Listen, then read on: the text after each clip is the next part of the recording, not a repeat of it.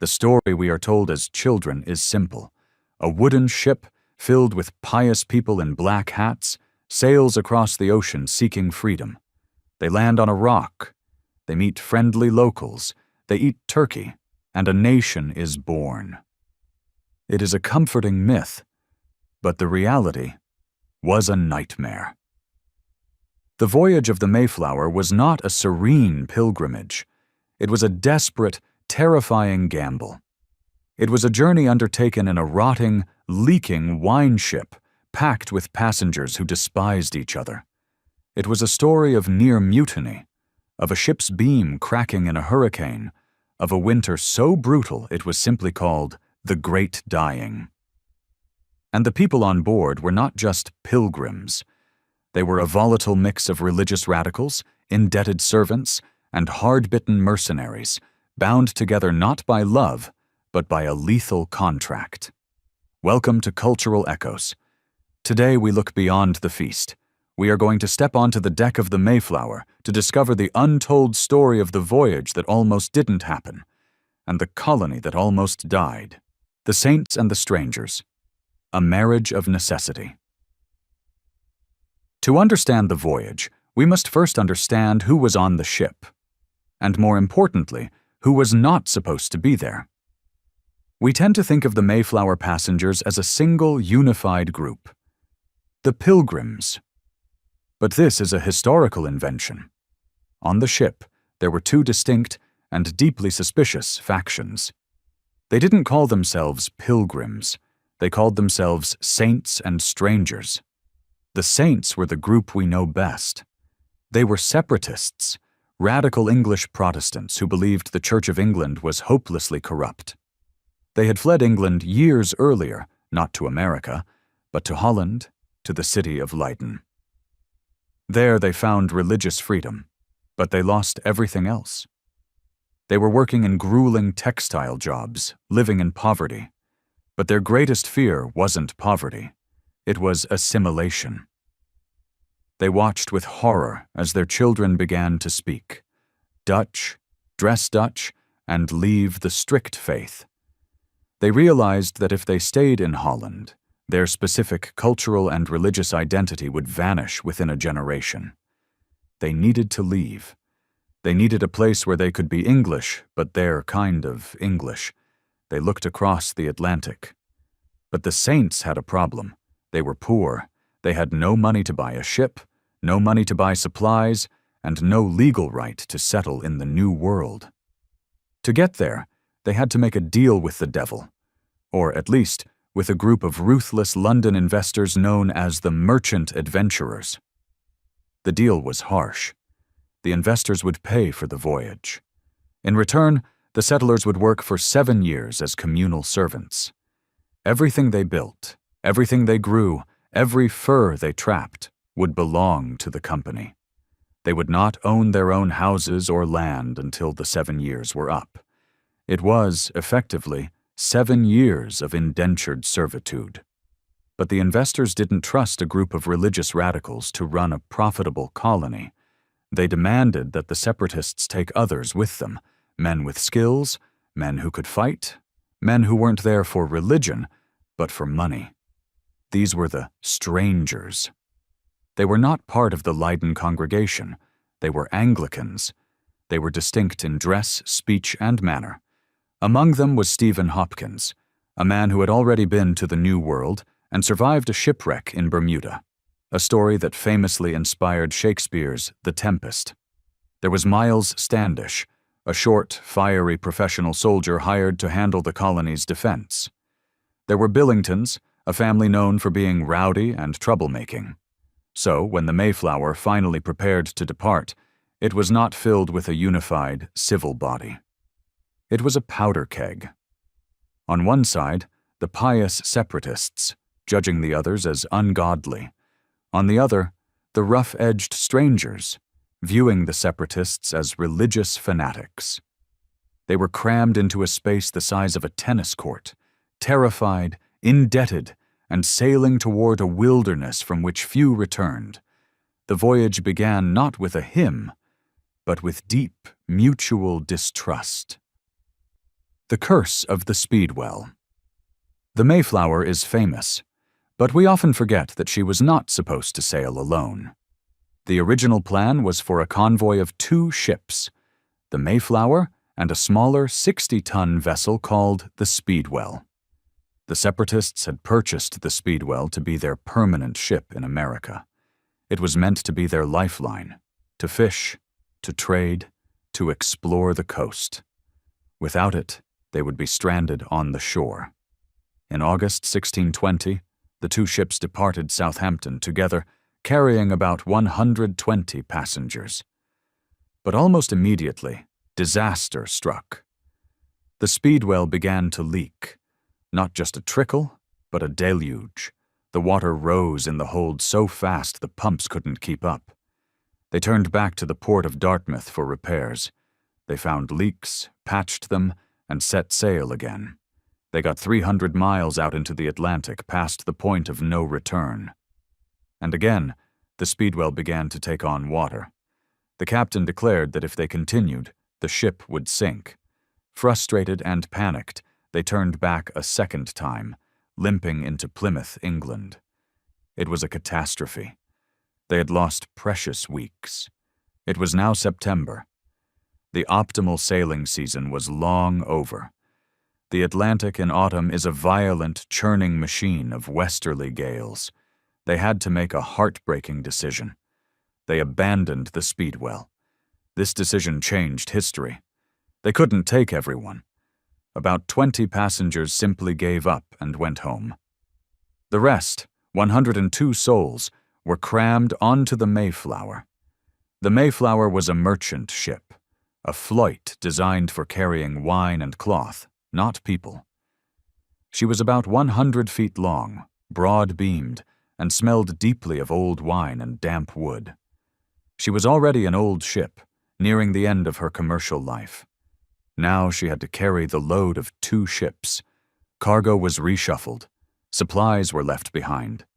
People were packed into the 'tween deck, a dark, airless space between the main deck and the cargo hold. It was only about 5 feet high. A grown man could not stand up straight.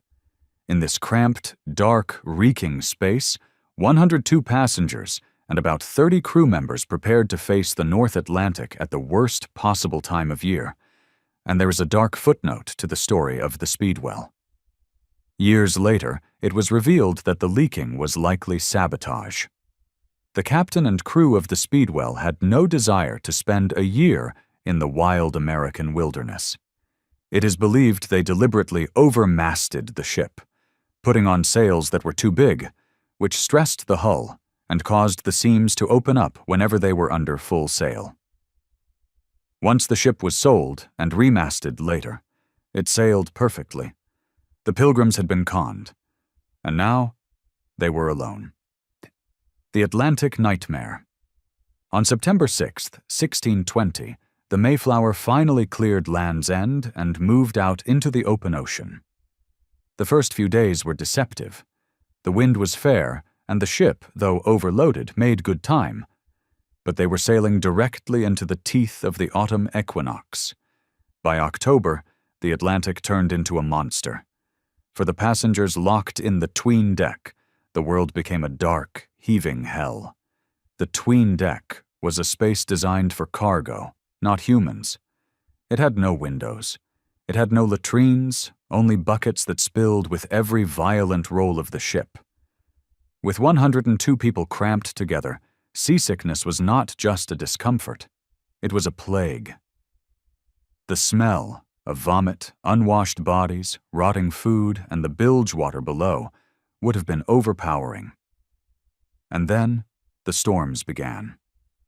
These were not summer squalls. These were Atlantic gales, massive walls of water driven by hurricane-force winds. The Mayflower was tossed like a cork. For days at a time, the crew couldn't even use the sails. They had to strike the topsails and simply hull, drifting helplessly at the mercy of the waves, praying the ship wouldn't capsize. In this terrified darkness, the social fractures on the ship began to widen. The crew of the Mayflower were rough men, hardened by the sea, and they openly despised the pious passengers. One young sailor, a particularly proud and profane man, took great pleasure in mocking the seasick pilgrims. He cursed them daily, telling them he hoped to cast half of them overboard before the journey's end and make merry with their goods. But in a twist that the pilgrims viewed as divine intervention, it was this sailor who fell ill with a grievous disease and died within days. He was the first to be cast overboard. The pilgrims saw it as the hand of God. The crew saw it as a bad omen. But the ocean had not finished with them. In the middle of the Atlantic, during a storm of terrifying ferocity, a loud crack echoed through the ship. Panic spread instantly. The main beam, the massive structural timber that held the ship's ribs together amidships, had bowed and cracked. This was a catastrophic failure. If the beam gave way, the deck would collapse, the hull would buckle, and the Mayflower would be crushed instantly by the pressure of the sea. The captain, Christopher Jones, and the passengers faced a life-or-death decision. Should they turn back? They were halfway to nowhere. But among the passengers' luggage, there was a strange, heavy object. It was a great iron screw. Historians debate what this object actually was, perhaps a house-raising jack, or part of a printing press intended for the colony. Whatever it was, it saved their lives. The crew used the iron screw to physically jack the cracked beam back into place, securing it with a post. The ship held. They sailed on, not because they were safe, but because they had no choice. The danger was constant. In another storm, a passenger named John Howland came up on deck for fresh air. The ship lurched, and he was thrown over the rail, plunging into the freezing, boiling ocean. It should have been a death sentence. But as he fell, his hand brushed against a trailing halyard rope. He gripped it with a death grip. He was dragged underwater, fathoms deep, but he held on. The sailors eventually hauled him back in with a boat hook. He survived. In a twist of fate, John Howland would go on to have 10 children and 88 grandchildren. Today, millions of Americans, including 3 presidents, trace their lineage to the man who almost drowned. For 66 days, they endured this battering. A child was born at sea, named appropriately Oceanus Hopkins. A servant died. The water turned foul. The hardtack biscuits became infested with weevils. They were wet, freezing, and terrified. Then, on November 9th, 1620, a lookout spotted a thin gray line on the horizon. Land. The joy was ecstatic. They had survived the Atlantic. They fell to their knees and blessed the God of heaven. But as they drew closer to the sandy cliffs, the captain checked his charts, and the joy turned to a cold, hard realization. This was not where they were supposed to be. The political storm, the mutiny. The land they saw was Cape Cod. It was undeniably America, but it was the wrong America. The Pilgrims had a patent, a legal permission slip, to settle in northern Virginia, a territory that extended up to the mouth of the Hudson River, modern-day New York City. That was the target. The Hudson offered a deep harbor, mild climate, and a legal claim. Cape Cod was hundreds of miles north of their destination. It was outside the jurisdiction of their patent. Legally, if they landed here, they were squatters. They had no rights, no law, and no protection. Captain Jones attempted to sail south, towards the Hudson. But Cape Cod is a treacherous hook of sand. The Mayflower almost immediately ran into the Pollock Rip, a dangerous maze of roaring shoals and currents. The ship was nearly wrecked. Fearing the ship couldn't handle the maneuvering, Jones turned back north to the safety of the Cape Cod harbor, Provincetown. They dropped anchor on November 11th. They were safe from the sea. But now they faced a danger far greater than the waves. Mutiny. As the anchor splashed down, the strangers, The non-separatist passengers made a stunning declaration. They looked at the map, and they looked at their contracts. They argued that since they had not landed in Virginia as agreed, their contracts with the merchant adventurers were void. Stephen Hopkins and others argued that here, on Cape Cod, none had power to command them. There was no English law here, no charter, no government. They declared that once they went ashore, they would use their own liberty. They would go their own way. This was a nightmare scenario for the Pilgrim leaders, William Bradford and John Carver. If the group split up, they would all die. A fragment of 40 or 50 people could not build a settlement, defend against locals, and survive a winter. They needed every single pair of hands. The survival of the colony depended on unity. They had to act fast. Before anyone was allowed to leave the ship, the leaders gathered the men in the captain's cabin. They needed a government, and they needed it now. They drafted a document. It was short, only about 200 words. It did not mention democracy. It did not mention freedom of speech. It was a desperate, pragmatic instrument of survival. It was the Mayflower Compact. In it, they agreed to combine themselves into a civil body politic. They agreed to enact just and equal laws for the general good of the colony, and, most importantly, they promised all due submission and obedience to those laws. It was a social contract forged in the face of oblivion. It was a promise that they would submit to a government they created themselves, rather than one imposed by a king. 41 men signed it. The saints signed. The strangers signed. Even the servants signed. It was a moment of profound political genius. With ink and paper, they diffused the mutiny. They created a legal authority out of thin air. But as they looked out from the deck at the bleak, wind-swept dunes of Cape Cod, with winter closing in, they realized the compact could bind them together. But it couldn't feed them. They had arrived at the worst possible time. It was mid-November. There was no time to plant crops. There was no time to build proper houses. The snow began to fall, and the great dying was about to begin. The corn and the arrows. First contact.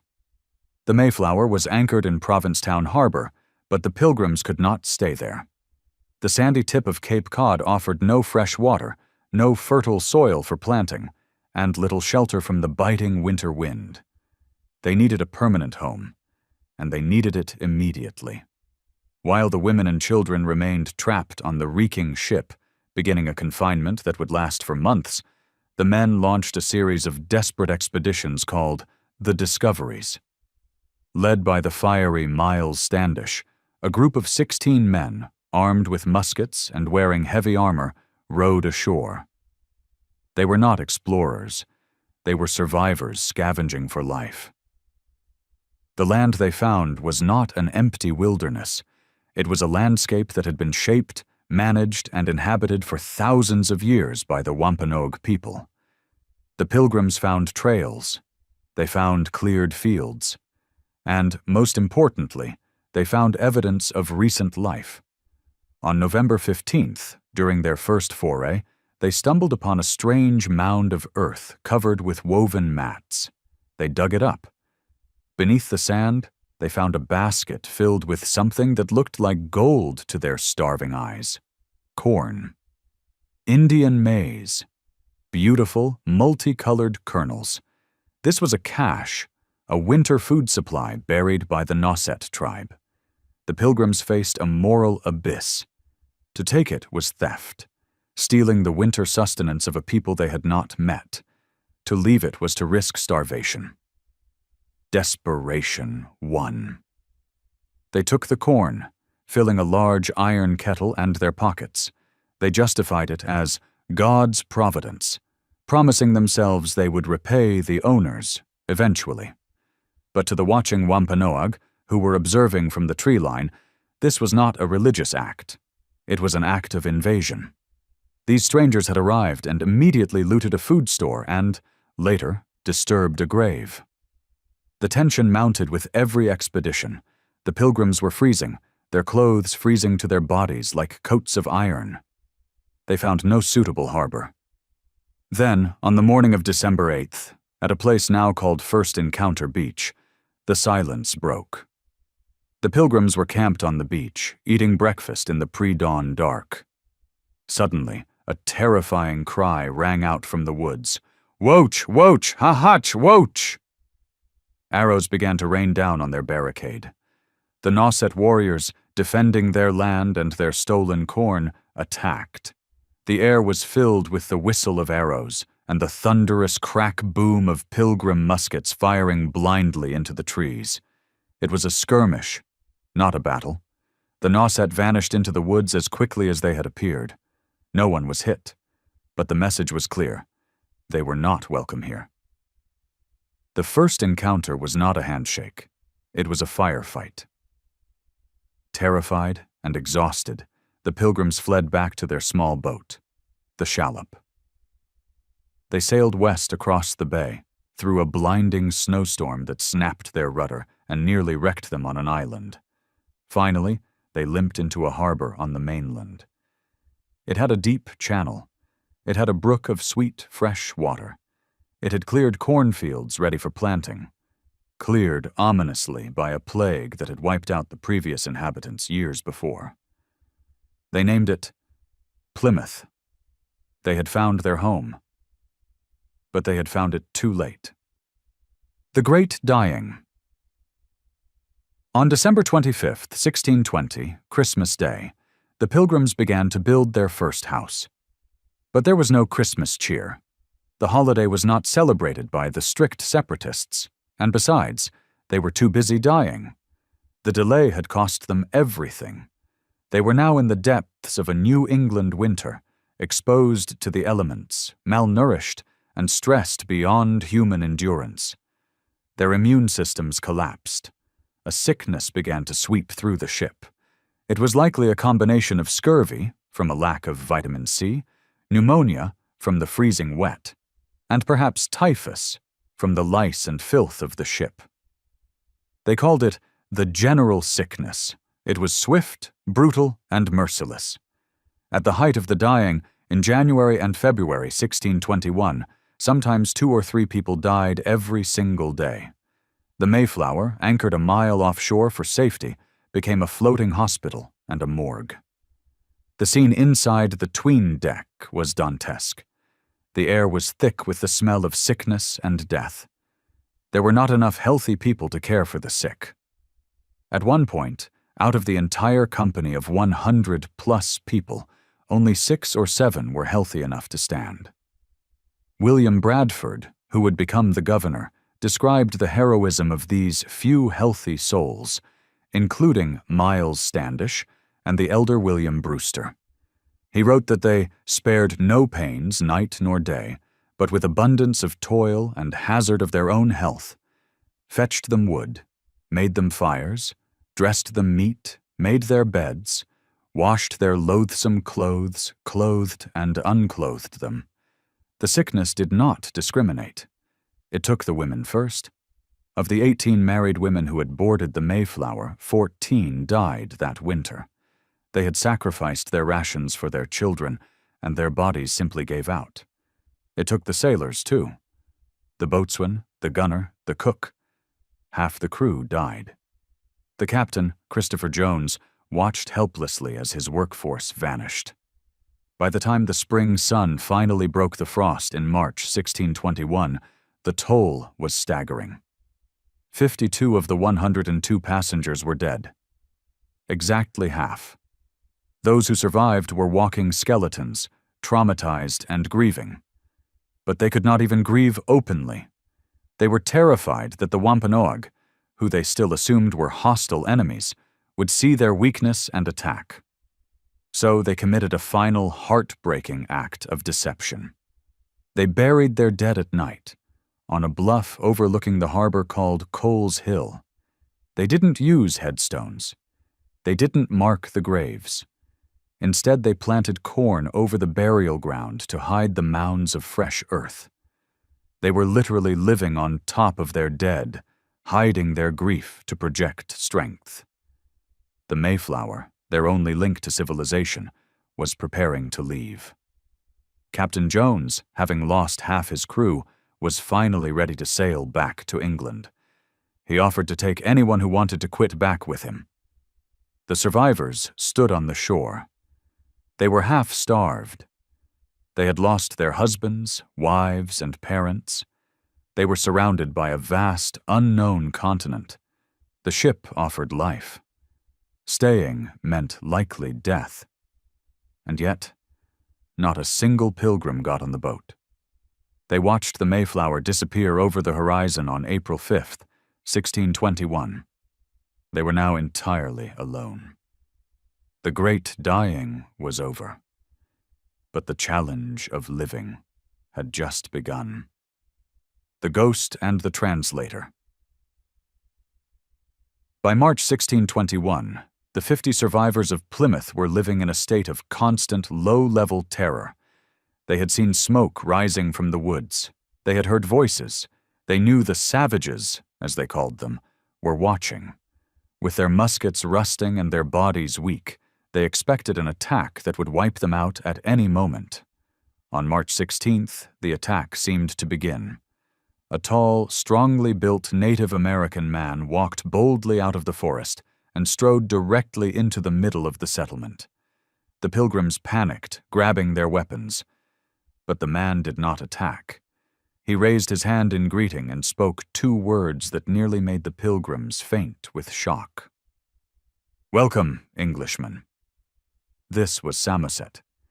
He was an Abnaki Sagamore, a subordinate chief, from Maine, visiting the Wampanoag. He had learned broken English from the rough fishermen who frequented the coast of Maine. In a single moment, the wall of fear collapsed. He asked for beer. They gave him brandy and biscuit. But Samoset was just the prologue. He told them that the place they had settled, Plymouth, was actually called Patuxet. And he told them why the fields were cleared and empty. A mysterious plague, brought by European fishermen 4 years earlier, had wiped out the entire Patuxet tribe. Every man, woman, and child. The Pilgrims were literally settling in a graveyard. A few days later, Samoset returned with a man whose story is perhaps the most tragic and improbable in the entire history of the Atlantic world. His name was Tisquantum, but the Pilgrims called him Squanto. Squanto spoke perfect, fluent English. How? Because years earlier, in 1614, he had been kidnapped from this very beach by a rogue English captain named Thomas Hunt. Hunt had lured 24 Nauset and Patuxet men onto his ship, intending to sell them as slaves in Spain. Squanto was sold in Malaga, rescued by local friars, made his way to London, lived there for years working for a merchant, and finally managed to secure passage back to his homeland in 1619. He returned with a heart full of hope, only to step off the ship into a nightmare. He found his village, Patuxet, empty. The unburied bones of his family and friends lay bleaching in the sun. The plague had killed everyone. He was the last of his people, a ghost haunting his own home. When the Pilgrims arrived, settling on the ruins of his village, Squanto had nowhere else to go. He moved in with them. The Thanksgiving myth paints Squanto as a happy, helpful native who taught the Pilgrims to put fish in the ground to grow corn. And he did do that. He taught them how to catch eels, how to plant the 3 sisters, corn, beans, and squash, and how to survive. But he was not a simple helper.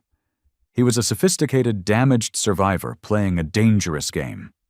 He became the broker between 2 worlds, holding the power of translation. To the Pilgrims, he was a special instrument sent of God. To the local Wampanoag leader, Massasoit, he was a useful but untrustworthy tool, a man who whispered things in English that Massasoit couldn't understand. Squanto was the bridge. Without him, the Pilgrims would have starved. But his presence brings up a darker question. Was the colony saved by friendship, or was it saved by the aftermath of a slaver's crime and a deadly plague? The real politics of peace, Massasoit's gamble. The arrival of Squanto paved the way for the true power in the region to reveal himself. This was Massasoit, the Sachem, supreme leader of the Wampanoag Confederacy. The traditional story tells us that Massasoit befriended the Pilgrims out of kindness. The reality is that Massasoit was a brilliant, desperate politician making a cold calculation for survival. The Wampanoag were in crisis. The same plague that had wiped out the Patuxet had killed perhaps 75% of Massasoit's people. Their villages were empty. Their strength was broken. Watching this weakness from the west were their traditional enemies, the Narragansett tribe. The Narragansett had not been hit by the plague. They were strong, numerous, and ready to conquer the weakened Wampanoag. Massasoit knew his people were facing extinction. He needed an ally. He needed a weapon that the Narragansett didn't have. He looked at the ragtag group of starving Englishmen at Plymouth. They were pathetic. They barely knew how to farm. They were dying. But they had fire sticks, muskets, cannons. Massasoit saw an opportunity. If he allied with these strangers, their technology could balance the scales against the Narragansett. On March 22, 1621, Massasoit arrived at Plymouth with 60 warriors. It was a tense moment. The Pilgrims, outnumbered, scrambled to put on a show of military strength. They met in a half-built house, sitting on a green rug and cushions. With Squanto translating, they hammered out a treaty. It wasn't a simple, let's be friends agreement. It was a mutual defense pact. The terms were clear. Neither side would injure the other. If a Wampanoag stole from the Pilgrims, he would be punished, and vice versa. Crucially, if anyone unjustly attacked Massasoit, the English would aid him. If anyone attacked the English, Massasoit would aid them. This was the deal. The Pilgrims got food and protection from the terrifying woods. Massasoit got a buffer against the Narragansett and the prestige of English weapons. It worked. When the Narragansett sent a bundle of arrows wrapped in a snakeskin to Plymouth, a ritual declaration of war, Governor Bradford filled the snakeskin with gunpowder and bullets and sent it back. The Narragansett, terrified by the mysterious power of the powder, backed down. This treaty led to the famous First Thanksgiving in the autumn of 1621. It wasn't a religious holiday. It was a harvest festival, a secular feast to celebrate that they hadn't died. Massasoit and 90 warriors showed up, likely uninvited, or crashing the party when they heard gunfire and thought the Pilgrims were under attack. They brought 5 deer. They ate, they played games, they fired guns. For 3 days, the two desperate groups, the grieving English and the decimated Wampanoag, ate together. It was a moment of genuine peace. But it was a peace built on the edge of a knife. It was a strategic alliance born of plague, war, and necessity. And while it would keep the peace for 50 years, the seeds of its own destruction were already sown. The English would keep coming. They would want more land. And the son of Massasoit would one day wage a war that would burn New England to the ground. The trap of debt, the colony that almost failed. While the Pilgrims had survived the winter and secured a peace treaty, they faced a new existential threat. It wasn't hunger, and it wasn't war. It was debt. We often forget that Plymouth was not just a religious refuge. It was a business venture. The merchant adventurers in London did not care about the Pilgrims' souls. They cared about their return on investment. And the colony was failing to deliver. In November 1621, the ship Fortune arrived. It brought 35 new settlers, lusty young men, but absolutely no food or supplies. The colony, barely scraping by, now had more mouths to feed.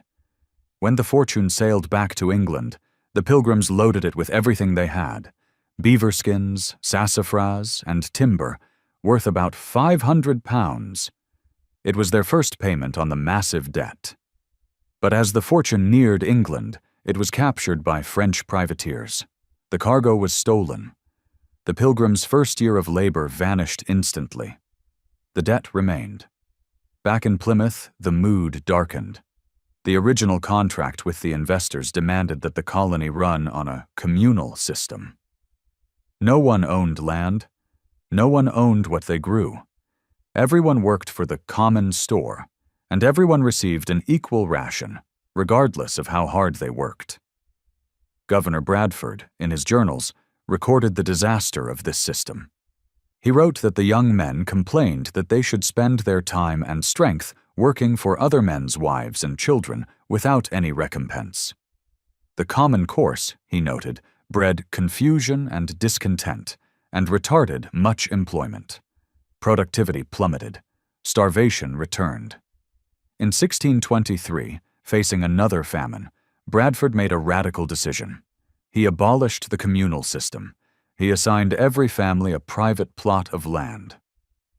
"We allowed each man to plant for his own particular," he wrote. The result was immediate. This had very good success, Bradford noted. It made all hands very industrious. Women and children, who had previously claimed weakness, went into the fields to plant corn. The harvest was bountiful. Plymouth was saved not by charity, but by the introduction of private property incentives. But the relationship with London remained toxic. The investors, frustrated by the lack of profits and the colony's religious radicalism, began to pull out. In 1626, the Pilgrims did something extraordinary. A group of leaders, known as the Undertakers, agreed to buy out the investors. They took on the colony's massive debt, £1,800, millions today, personally. It took them 20 years to pay it off. They spent decades trading beaver pelts with tribes as far away as Maine to settle the bill. The freedom they sought in the New World came with a price tag that nearly crushed them. They were not just pioneers, they were debtors, working off a mortgage on their own survival, the head on the pike. The end of the dream. The peace treaty signed by Massasoit and Governor Carver in 1621 lasted for 50 years.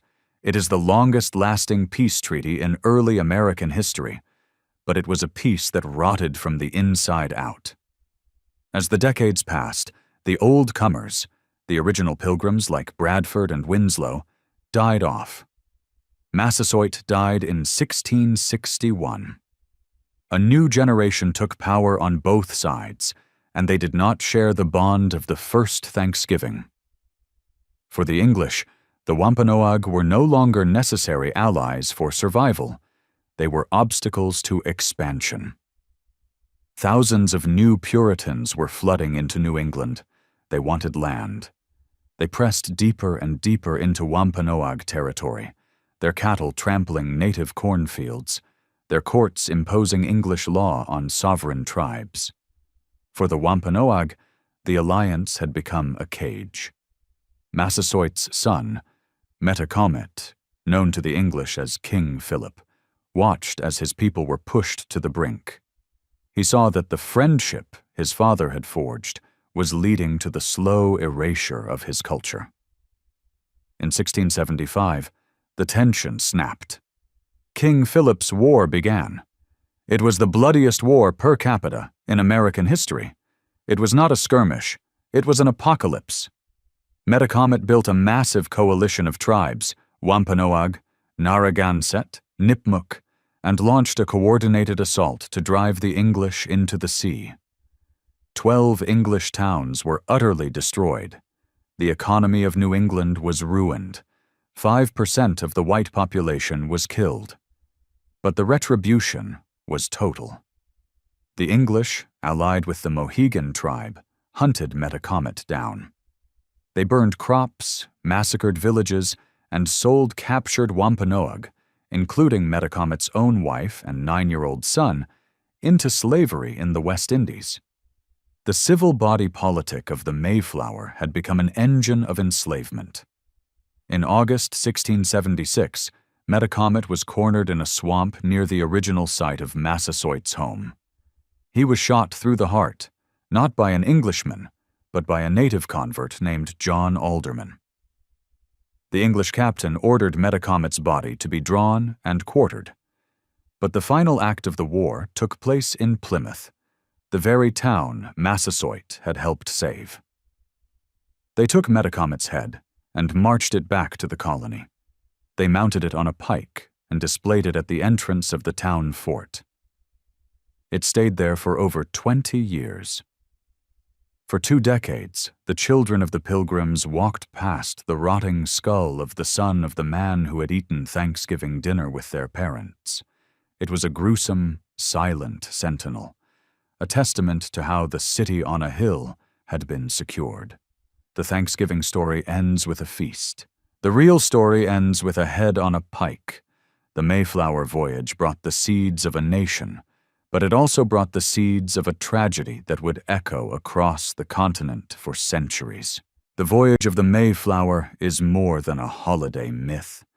It is a human story, stripped of its golden haze.